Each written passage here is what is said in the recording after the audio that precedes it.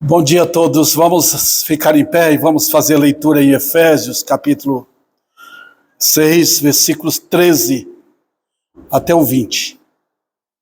Portanto, tomai toda a armadura de Deus, para que possais resistir no dia mau, e depois de terdes vencido tudo, permanecer inabaláveis. Estai, pois, firmes, obrigado, meu irmão, cingindo-vos, pois, com a verdade, vestindo-vos da couraça da justiça, calçai os pés com a preparação do evangelho da paz, embraçando sempre o escudo da fé, com o qual podereis apagar todos os dardos inflamados do maligno. Tomai também o capacete da salvação e a espada do Espírito, que é a palavra de Deus.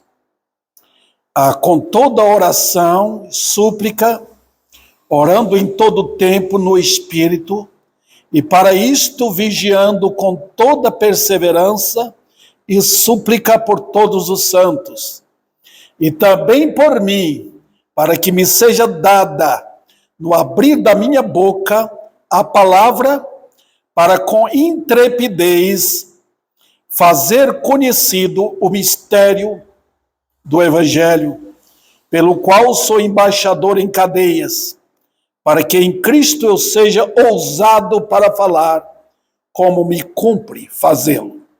Podeis assentar.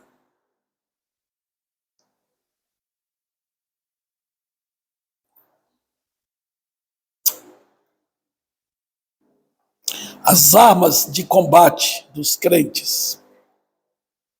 E é próprio trazer isso hoje, né? Que nós estamos vendo, ou ouvindo, e vendo também, né? Hoje eu assisti pelo YouTube o conflito do Hamas contra Israel, Israel contra Hamas.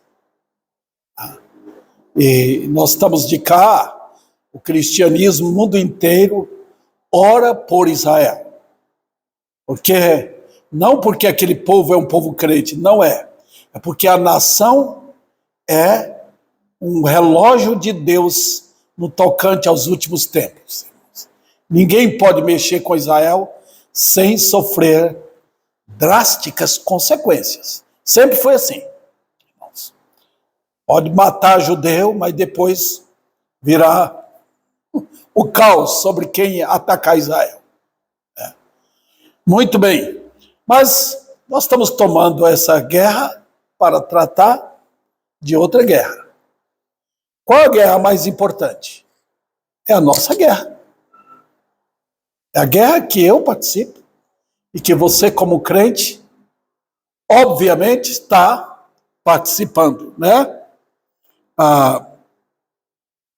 Isso aqui, irmãos, não é para que vocês aprendam. Tem muita gente que gosta de ouvir teologia bonita, né? Falar de grandes doutrinas.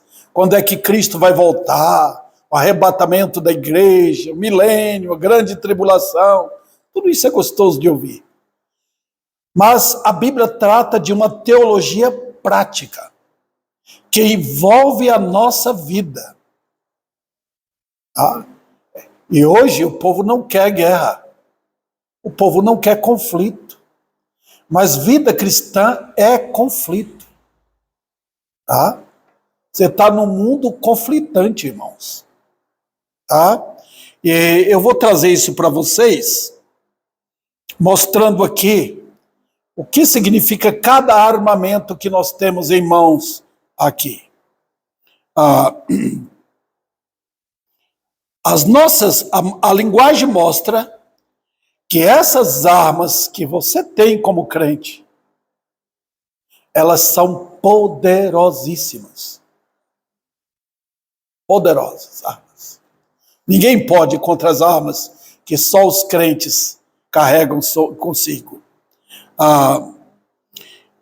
São as únicas armas capazes de destruir toda a oposição do mundo. Toda. Eu estava ouvindo o nosso jovem está fazendo teologia, né? Jailson. E ele estava falando sobre a matéria que ele está fazendo, a história da igreja, a história, como começou a reforma, né? E como homens de Deus foram mortos. A Igreja Católica matou milhares de crentes, porque eles defenderam a verdade. Tá? Até que Deus levantou Lutero. Lutero teve uma coragem de um leão. Essa coragem dada por Deus para encarar a maldade do domínio do catolicismo naquele tempo. Para que nós pudéssemos ter o verdadeiro evangelho hoje. E eu dou glória a Deus, irmãos. Eu não me importo se eu tenho pouca gente ou muita gente ouvindo. Eu tenho o privilégio de pregar o evangelho que o mundo hoje desconhece. O evangelho da glória de Cristo. Milhares de irmãos melhores do que eu morreram por causa disso. Se entregaram no combate. Muitos perderam a vida, mas ganharam na causa. Isso que é importante. E hoje, o que é que nós vamos fazer?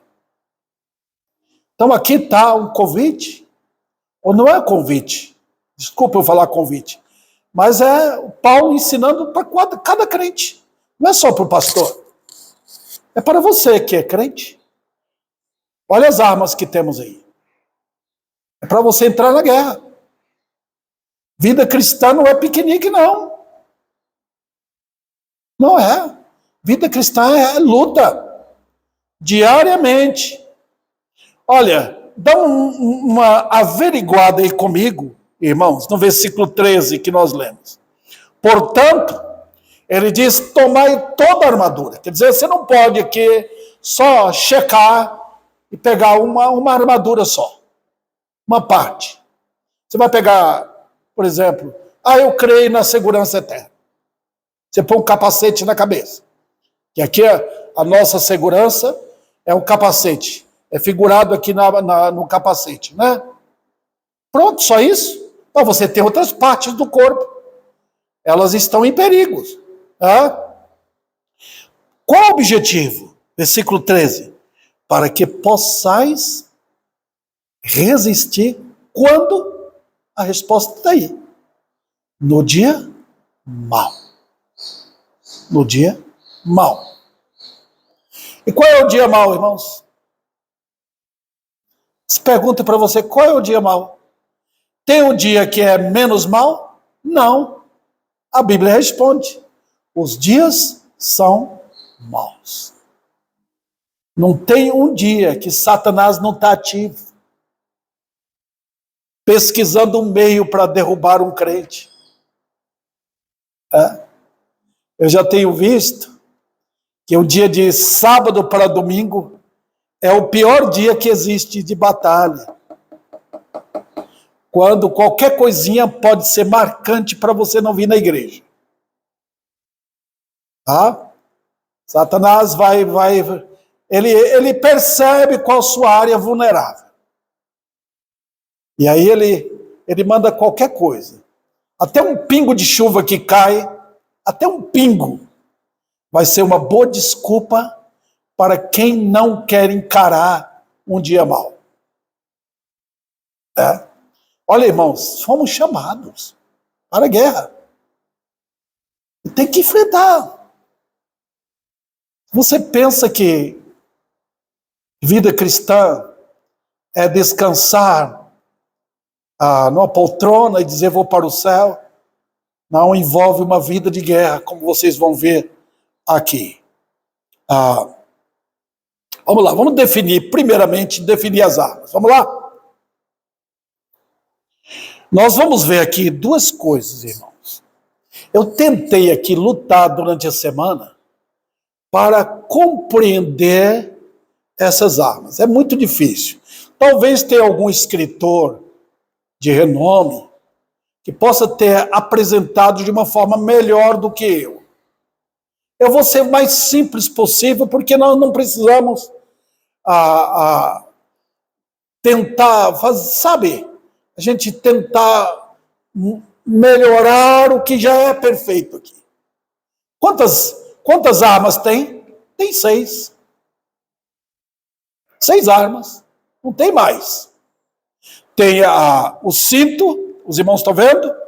Os irmãos sabem onde vão o cinto. A couraça, que vai aqui. O calçado, que vai nos pés. O escudo, que você carrega, dependendo, se você é canhoto, você vai pôr o escudo na mão direita. E com o canhoto você vai usar a espada, com a canhota. E o contrário pode ser o mesmo, né? O capacete vai na cabeça, que eu já falei para vocês. E a espada vai aonde? Você não vai deixar a espada aqui. Vai puxar e vai usar. Né? Então tem 6 armas. Por que não foram 7? Porque, irmãos, eu não posso tentar ser caprichoso. Mas o número 6 sempre é o número do mundo. Tá? É o número, lembra 666? É o número que o diabo usa. É o número com o qual ele vai marcar os homens. Os homens serão marcados no final dos tempos, no período antes da tribulação. 666. Ou na testa, ou na mão. Tá? Vai ser um sinal claro de que essas pessoas já estão marcadas para o lago de fogo, para o sofrimento eterno. Não tem mais esperança. Tudo indica que o mundo está caminhando para isso hoje, né? Tem alguns que querem dizer que nós já estamos no fim. Eu não vou dizer nem sim, nem não. Tá? Eu ainda tenho esperança de um avivamento em nossos dias. Porém, irmãos, vamos pegar essas armas? São 3. Então, tem 6, digo. Tem 3 armas que eu diria para os irmãos que elas põem o soldado na retaguarda. E as outras 3 põem o soldado na vanguarda. Os irmãos sabem o que é retaguarda e vanguarda. Na retaguarda você está atrás. Na vanguarda você está na frente. Tá? Tem 3 armas aqui que os irmãos vão perceber. Que elas servem como fundamento da vida. Nós temos a verdade, a justiça e o evangelho. Está vendo? Vamos tratar disso aqui, irmãos. E depois nós temos as 3 armas que elas são para você avançar. Você entrar na batalha. E aí tem o escudo, que você vai usar para a defesa e a fé. O capacete que você vai pôr na cabeça, porque eles vão atacar. E a espada para você agir. Se os irmãos perceberem, 5 armas, 5. O número 5 os irmãos já sabem. É o número da graça, né? 5 armas você usa para defesa. Tá? E uma só para combate. 5. O cinto, couraça, calçado, o escudo e o capacete. E a única com que você entra na batalha é com a espada, que é a palavra de Deus. Vendo? E agora?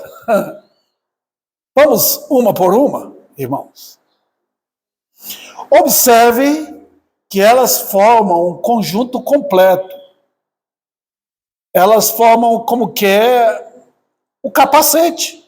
Digo, a armadura, não o capacete. O capacete vai na cabeça. Vamos ver cada uma aqui? Vamos só repetir aqui que eu já falei.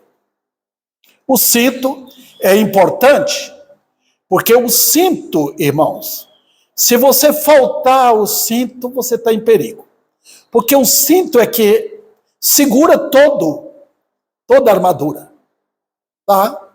Falhou aqui, você fica preocupado. Né? O cinto é importante. Vamos ver então a couraça. Olha o lugar onde Deus quer que você proteja. Aqui a couraça sempre vai aqui no peito. Né? No peito. Esse lugar é incrível, né? Já viu como Deus fez isso aqui? É o único lugar melhor protegido do corpo. Porque aqui que está a costela, tá vendo? Aqui não. Quando o nosso o ex-presidente recebeu a facada, foi aqui. Né? Aqui uma bala pode até pegar e quebrar um osso. Mas aqui é bem vulnerável, né? Notem, queridos irmãos, que a couraça tem que ir. E vamos ver então o calçado. Por que o calçado é chamado evangelho? Nós vamos tratar disso aqui. Tá? Porque é pelo calçado que você vai dizer para todo mundo que foi que ele atingiu na vida, que foi que ele conquistou na vida. Foi o evangelho. Ele mostra quem você é. Outro detalhe aqui, irmãos. O escudo. Eu falei para os irmãos que esses 3 últimos aqui servem para você defender e atacar, tá?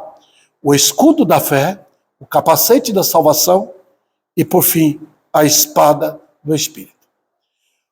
Agora nós vamos pegar cada um desse aqui, os 3 primeiros, que são, eu falo, são aquilo que serve como retaguarda, os nossos fundamentos. O primeiro é a verdade.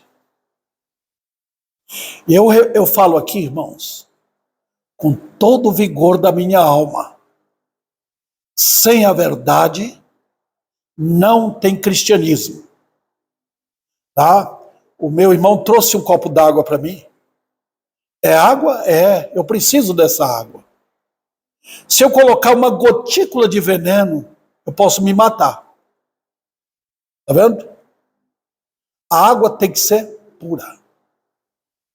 Quando nós tratamos das coisas de Deus, tudo tem que ser puro. E pureza é a verdade. Verdade. O que eu estou pregando é verdade? O que você recebeu aqui na igreja é verdade? O que você recebeu noutra igreja é verdade? Porque se tiver uma gota de mentira, não é verdade mais. Você está vendo? Você pega uma lâmpada. A lâmpada é para brilhar. Tá? Se ela tiver um pouco suja por fora, ela deixa o brilho dela fosco. Você tem que chegar, tirar a lâmpada, dar uma limpada nela para ela brilhar. Lá em casa eu tenho umas lâmpadas lá que periodicamente tem que subir, tirar aquele bojo que fica embaixo, limpar, porque cria sujeira em cima, limpar, dar uma limpada na lâmpada para pôr, para ela ter o seu brilho para o qual ela foi feita. Foi feita. Né? E assim, queridos irmãos, a Bíblia trata com a verdade. Jesus nunca deixou de expor a verdade. Gostavam ou não, ele falou a verdade. Você lembra? Nosso Senhor enfrentou a morte de perto, porque ele falou a verdade. Foi. Olha, uma vez ele entrou numa sinagoga, quase foi morto depois porque falou a verdade.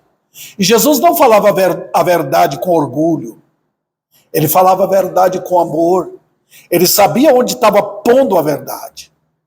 Quando ele confrontou os judeus, no capítulo 6 de João, aquele capítulo de mais de 60 versículos, ele falou a verdade com a clareza, e as pessoas saíram, a multidão saiu, só ficaram os discípulos. E ele falou, vocês querem retirar também? A verdade. O capítulo 8, irmãos, ele falou, conhecereis a verdade, e a verdade vos libertará. Estava perante ele um grupo de judeus. Os judeus naquele tempo achavam, dentro deles, eles eram iludidos com a ideia de que porque eles eram judeus, que eles tinham sangue de judeus, que eram descendentes de Abraão, já ia para o céu.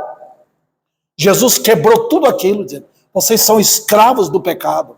Ah, mas nós somos filhos de Deus. Vós sois filhos do diabo. João 8,44. Eles pegaram pedras para atirar em Jesus, mas não conseguiram, porque não tinha chegado a hora dele. Falar a verdade.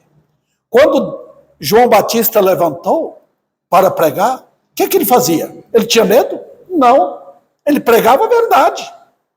Chegavam pessoas lá, os soldados, o que nós vamos fazer? Falou, viva com o que vocês recebem. Falava mesmo, encarava aqueles homens. Como viviam os profetas? Aqueles homens, irmãos, enfrentavam a morte. Muitos deles foram mortos. Por quê? Falavam a verdade. O que Deus requer dos seus servos? O que Deus requer de mim como pregador? Que eu pregue a verdade. Vai doer? Vai. Vão fugir? Vão. Mas é preciso falar. Por quê? Deus é a própria verdade. Jesus falou, eu sou o caminho, eu sou a verdade e eu sou a vida. Ele não colocou, eu sou uma verdade. Ele colocou a verdade. O pronome mostra que ele é completamente a verdade. Então não tem que mudar a mensagem. Eu vejo hoje, irmãos, eu não quero atacar igrejas, porque eu sou falho. A minha igreja aqui, os irmãos sabem, nós temos um grupo pequeno. Não estou olhando o prédio, estou olhando o número. Mas escutem, queridos irmãos. Se você quer juntar a multidão, põe uma gotinha de veneno, de mentira, na verdade. O povo vem. Tá? O povo faz isso. Se você pegar um pedaço de carne, 1 quilo de carne, cobrir de alface e chamar os leões, ou as hienas, elas vão vir. Elas vão deixar de lado a alface, as saladas lá que tem, e vão comer só a carne. O mundo é assim. Tá? O mundo quer entrar numa igreja onde tenha um pouco de mentira. E hoje estamos assim, queridos irmãos. Eu não tenho interesse nos bens. Tenho mesmo. Estou interessado se você ganha muito ou pouco. Isso não me interessa. Eu quero que você converta a Cristo. Você siga Cristo. É dolorido? É. Mas nosso país está sofrendo as maiores misérias por falta da verdade. Na área da política, o nosso anterior presidente, ele citou muito João 8,32, conhecereis a verdade, na área da política. E na área do evangelho, conhecereis um pouco só? Não, a verdade. Tem que ser pregado. Então, queridos, como é que o crente vai viver? Ele tem que pôr o cinto da verdade. Não pode ter medo. Não pode ficar se escondendo, se esquivando, com medo dos parentes, com medo de perder o amigo, com medo de não ter mais aquela aceitação no meio das pessoas lá fora, só porque você é da verdade. Pronto, vocês lembram daquele cego de nascença? Quando ele foi curado? Ele foi arrancado da sociedade. Você não vai participar mais não, porque você é seguidor desse Jesus Nazareno. Ele preferiu ser afastado por causa de Cristo. É assim, queridos irmãos. É o cinto da verdade. Eu percebo que faltam homens hoje, homens da verdade. Homens que não têm medo, mulheres também. A todo mundo querendo unir um pouco da verdade com a mentira. Um pouco da luz com as trevas. Não tem jeito. Se você não encarar o inimigo com a verdade, Satanás triunfa em sua vida. Ele não tem medo de crentes fracotes, covardes, que fogem com qualquer coisa. Isso não faz medo para o diabo. Ele teme homens e mulheres que encaram a verdade, que falam a verdade, que vivam a verdade. Eu não vou correr nisso aqui não, irmãos, porque eu acho importante o uso desse cinto. Vamos comigo para 1 Timóteo. Inclusive, eu devo pregar esse texto no próximo sábado ali em São Paulo. Vamos ver. 1 Timóteo, capítulo 1. 1 Timóteo.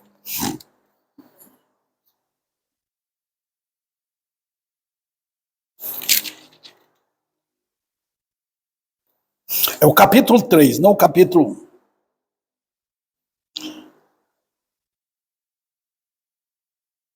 Veja o versículo 14 e 15. Escrevo-te estas coisas, esperando ir ver-te em breve, para que, se eu tardar, fique ciente de como se deve proceder, onde? Na casa de Deus, que é a igreja do Deus vivo. O que é a igreja do Deus vivo? Coluna e baluarte da verdade. Os irmãos sabem o que é isso? Nota que a Bíblia não está dizendo que a igreja é o fundamento da verdade. A igreja católica ensina isso, que ela é o fundamento. O fundamento da igreja é Cristo. Nós cantamos aquele hino da igreja, o fundamento é Cristo o Senhor. Mas os irmãos sabem, eu estou vendo lá em casa, bem em frente da nossa casa, já está chegando a parte final da construção de uma bela casa que estão fazendo lá. O dono, sem dúvida, tem gastado e vai gastar muito com aquela casa, do gosto dele. Mas a primeira coisa que fizeram foi o fundamento. Primeiro tem que ser lançado o fundamento. Que tipo de fundamento é?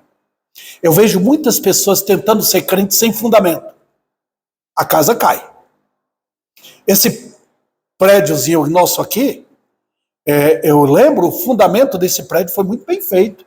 Dá até para formar colunas aqui, fazer um prédio assim em cima. Porque o construtor falou, foi bem feito. O fundamento, irmãos, tem que ser o evangelho. Que evangelho? Evangelho da glória de Cristo. Não pode ser esse fundamento arminiano, humanista, que confia no homem, na decisão do homem. Tem que ser o fundamento vivo, claro, da soberana salvação. Eu me arrependi dos meus pecados, confessei a Cristo como Senhor e Salvador, sou dele agora para sempre. Ele me salvou, tirou os meus pecados, e agora eu vou para o céu. Esse é o fundamento. A igreja é construída em cima desse fundamento. Agora veja o que diz ali. Volte os olhos para o versículo 15. Que é a igreja, o final do versículo. Que é a igreja do Deus vivo. Ela é coluna e baluarte da verdade. Os irmãos sabem o que significa essas duas coisas? Eu vou explicar. Primeiro, coluna, os irmãos sabem. A coluna é feita em cima do fundamento. Tá? Em cima. Por quê? A coluna é feita de quem? Olha, irmãos, a coluna da igreja, a coluna, é feita de elementos fortes. Eu passei todos esses anos aqui, irmãos, pregando e testando quem aguenta o peso. Quem aguenta o peso da verdade. Tá bom? Foi por isso que eu fiquei com pouca gente. Quem aguenta? Você é crente? Você vai... Quando foram feitas colunas lá naquela casa, eu estou vendo lá, direto, eu fico, meu escritório dá para observar. Eles fizeram para suportar o peso das lajes. Tem 2 lajes, que tem um andar, né? Tem um piso e em cima. 2 lajes para suportar. Escuta, você aguenta o peso? Se você não pode suportar o peso que vem sobre a igreja, pressionando para baixo, você não pode ser membro de uma igreja. O peso é grande.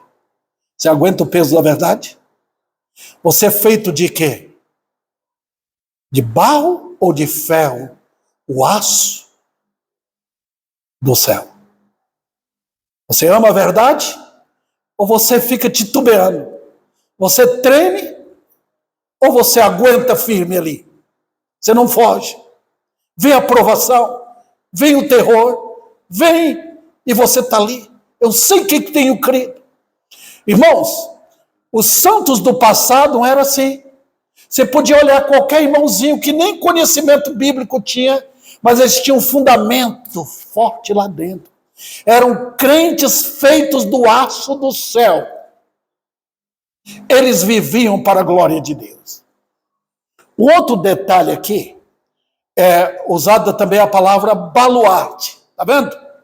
Enquanto a coluna suporta o peso de cima, assim, aquela pressão, o baluarte é para suportar o que vem dos lados.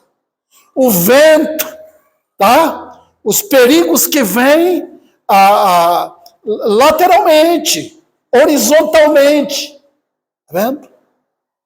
Então, queridos, se você não suportou a verdade do Evangelho, você não aguenta. O mundo precisa ver homens e mulheres simples, mas definidos na fé, que não têm medo, que encaram. Como é você na fé? Você aguenta o peso? O mundo tenta derrubar você. Derrubar. Você é crente nada. Você é um boboca. Você não vai para o céu, coisa nenhuma. Jesus não morreu por você. Satanás vem acusar você. Você está firmado na verdade ou você está vacilando? Vacilando assim. Então você não aguenta o peso.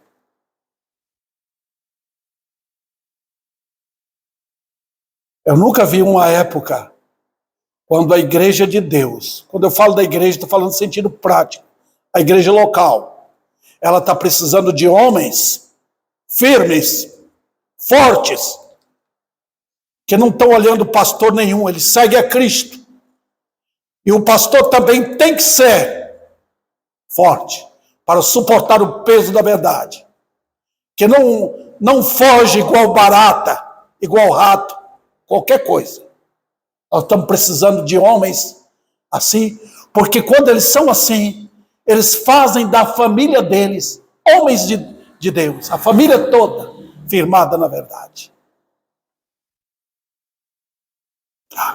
Quando a igreja de Deus é assim, pode esperar que as mulheres, os jovens, as crianças vão estar solidificados na verdade. Por que eu estou pregando o Evangelho? Por que eu estou chamando os pecadores ao arrependimento? Porque precisa nascer de novo. Porque é a verdade. Eu vou dar o que aqui para vocês? Eu vou querer encher de pessoas aqui para falar, Deus te abençoe, vou orar para a sua saúde. Não, não, não. Eu vou orar, arrependa dos seus pecados e se convertam a Cristo.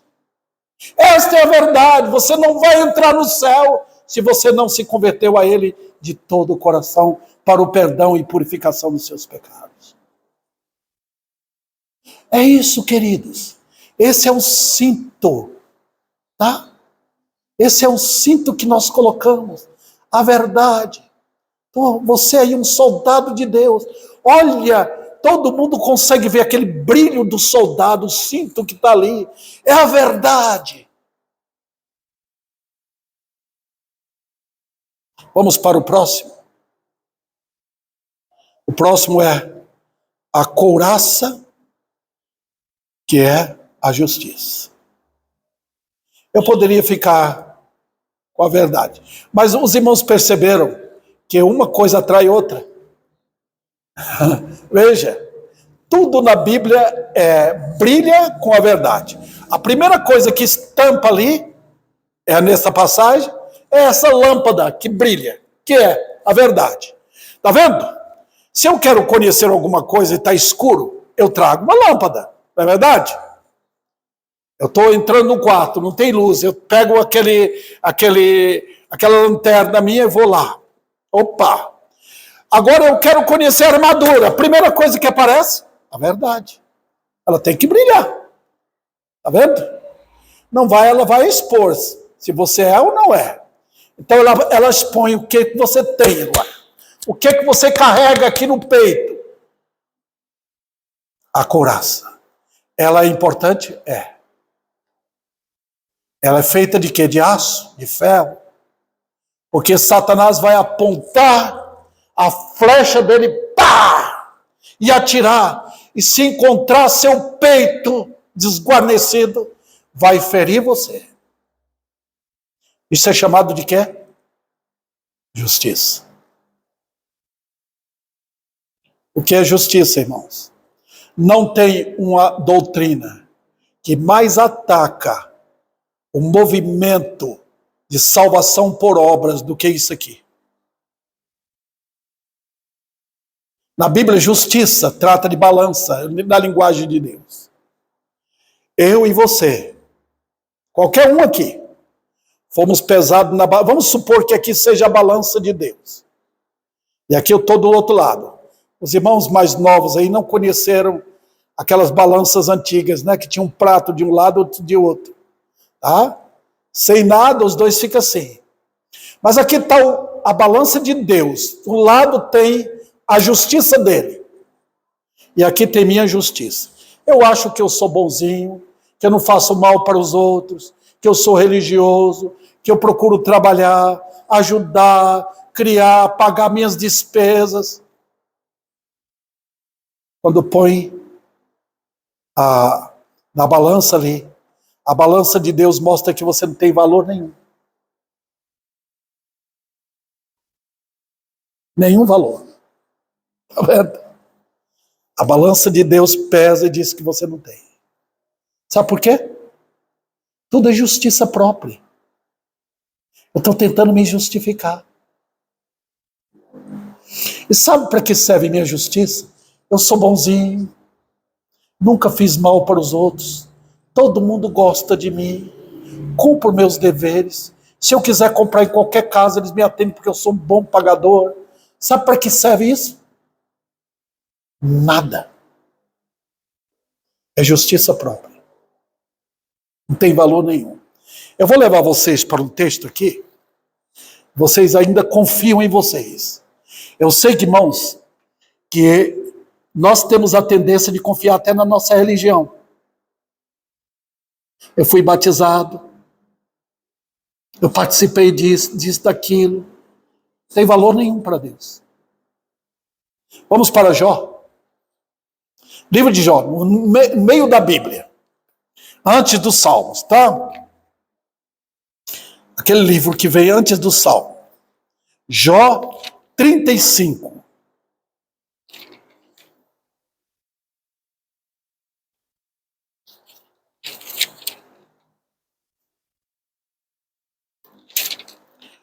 Jó 35. Aqui Jó está falando, Eliú está falando com Jó. Jó está calado. Um moço mais novo do que ele está falando, chamando a atenção de Jó. Ele disse mais Eliú: achas que é justo dizeres, maior é a minha justiça do que a de Deus? Já viu o que acontece isso conosco também? Deus está errado em fazer isso comigo. Eu não mereço. Eu mereço ser rico. Eu mereço ter uma vida boa. Está vendo? Incrível aquele moço dando uma lição num homem como Jó. Em algumas coisas, Eliú estava errado. Tá? Mas nota o que diz aqui.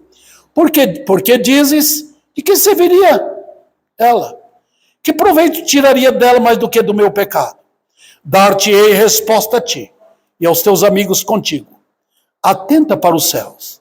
Vê, contempla as altas nuvens acima de ti. Se tu pecas, que mal lhe causas tu? Quer dizer, vamos lá que você adulterou. Que mal você está causando a Deus? Ele está dizendo. Se você roubou de alguém, que mal você fez de Deus? Você tirou de Deus? Versículo 6. Se as tuas transgressões se multiplicam, que lhe fazes? Se tu és justo, o que lhe dás? O que recebe da tua mão? Está vendo aqui o que ele está falando? Se você acha que você é uma pessoa justa, não está devendo nada a ninguém, sabe? Você está devendo a Deus.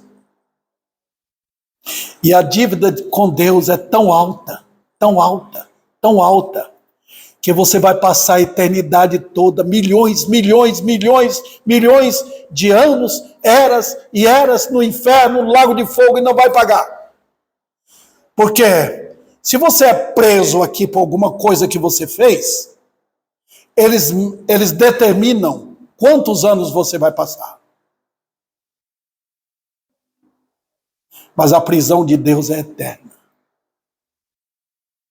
Então ele diz, se tu és justo, versículo 7, o que você está dando para Deus? Você está dando algum dinheiro para Ele? Você está dando alguma ofertinha para Ele? Não. Você não dá nada para Ele. Ele não precisa. Então, voltando para Efésios, você pergunta, que couraça é essa? Que justiça é essa? Irmão, se tem uma coisa que deixa você orgulhoso ou humilde, é justiça. Veja bem, se eu estou confiando em mim mesmo, eu sou orgulhoso. Se eu estou confiando na justiça de outro, aí eu me humilho. Os irmãos perceberam aqui? Se eu estou confiando de que eu sou uma boa pessoa, religioso, que Deus está vendo que eu estou cumprindo o meu dever, quem sabe Ele vai me receber no céu, eu estou sendo orgulhoso. Lembra que Jesus citou aquela parábola? Não foi parábola. Ele contou de 2 homens que foram ao templo orar. Um fariseu, outro publicano. O fariseu chegou, Senhor, obrigado porque eu não sou igual aquele fulano de tal. Eu nunca roubei, nunca matei, nunca furtei de ninguém, nunca fiz isso. Aí chega o publicano, Senhor, tem misericórdia de mim, eu sou um pecador. Está vendo os 2 tipos de justiça? Uma justiça que se orgulha e uma vida humilhada. Fala, não tenho justiça. Se Deus não tiver misericórdia de mim, eu irei para o inferno. Então, queridos irmãos, eu vou pegar vocês e transpor vocês para Efésios. Que couraça é essa? Que tipo de justiça? Tem uma justiça que ela é a justiça que me põe diante de Deus em dar graças a Ele. Qual é? A justiça de Cristo em mim. O único justo perante Deus, o único homem que nunca cometeu pecado, foi Jesus. Ele é chamado perfeito justo. Ele é chamado o justo. Quem foi na cruz por mim foi o justo. Quem ocupou o meu lugar foi o justo. Quem morreu em meu lugar, quem sofreu a ira de Deus por mim, o justo. Então, quando o pecador corre para ele, se abriga nele, ele encontra o poder da justiça de Cristo cobrindo. Pronto. É essa couraça que você traz. Satanás olha para ele, aquele é crente, mas ali está o José, um pobre pecador que foi a Cristo.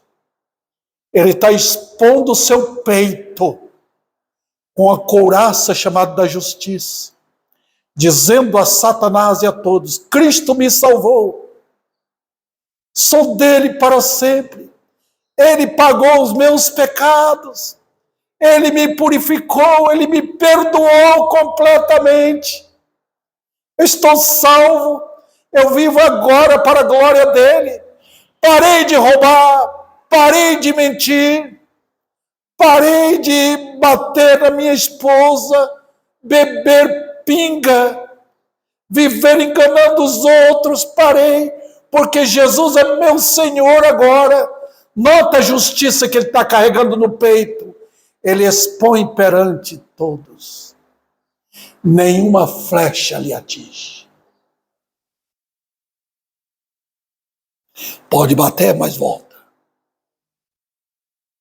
Os irmãos perceberam a beleza? Sendo, pois, justificados pela fé, temos paz com Deus. E essa justiça não lhe torna aceitável no mundo.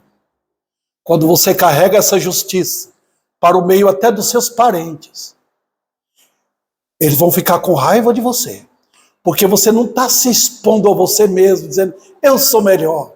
Olha o crente, ele está dizendo, Cristo me salvou. Eu sou dele, eu vou para o céu. Você não está apresentando sua justiça, você está apresentando a justiça de outro. E é isso que lhe dá o amparo. Lembra que Jesus falou? Sereis perseguidos por causa dessa justiça. Agora, se você tiver sem isso, pronto. Ninguém vai lhe perseguir. O mundo gosta de pessoas que se justificam, que apresentam bondade, que apresentam as obras. O mundo gosta desse tipo de religião, queridos. O mundo é assim. Nós não. É a justiça de Cristo. Essa foi a primeira lição que vem depois da verdade. A verdade brilhou. A justiça aparece. Eu não vou ter tempo de falar sobre o que vem nos pés. Calçando os pés, a preparação do Evangelho da paz. Impressionante que no meio da guerra tem uma bandeira branca dizendo, o meu Deus é o Deus da paz. Mas ele não está apontando para o diabo.